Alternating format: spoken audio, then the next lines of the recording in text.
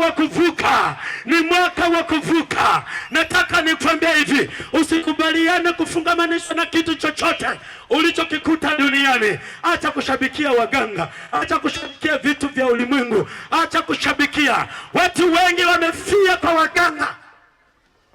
Haleluya! Watu wengi wamefia kwa waganga, wamefia kwenye vitu vya kawaida. Acha kuwa mtu wa kawaida.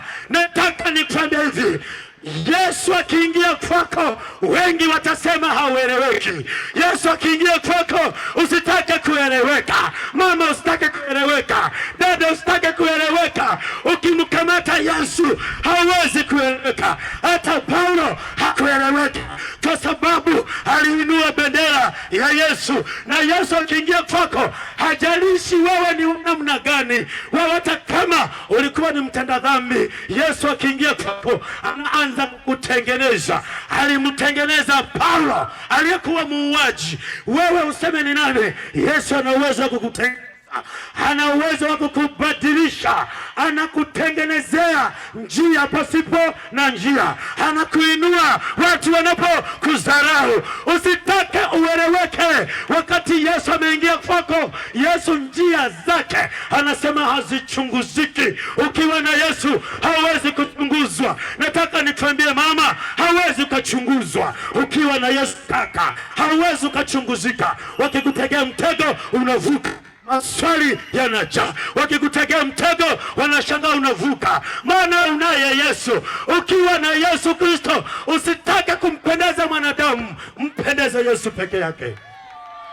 Mpendeze Yesu mama, acha kumpendeza wanadamu, mpendeze Yesu peke yake. Huyu kimpendeza Yesu, atakuinua na kukutambulisha, atakuinulia watoto wako watafaulu.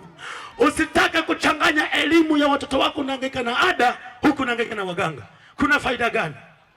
Mtu amesoma miaka mingi na ana vyeti vya miaka kama 14, bado anachanganya na mganga, bado anachanganya na mganga. Haleluya, haleluya, haleluya! Nataka nikwambie hivi, Yesu akiingia kwako mama, wakisema ni mchawi, wewe sio mchawi, ni zaidi ya wachawi. Wakisema ni mganga mkali sana, yeye ni zaidi ya waganga unaowaona. Haleluya, haleluya! Yeye ni zaidi ya waganga unaowaona. Yeye akiingia kwako, watasema wewe ni mchawi. Ana waganga wengi sana huyu.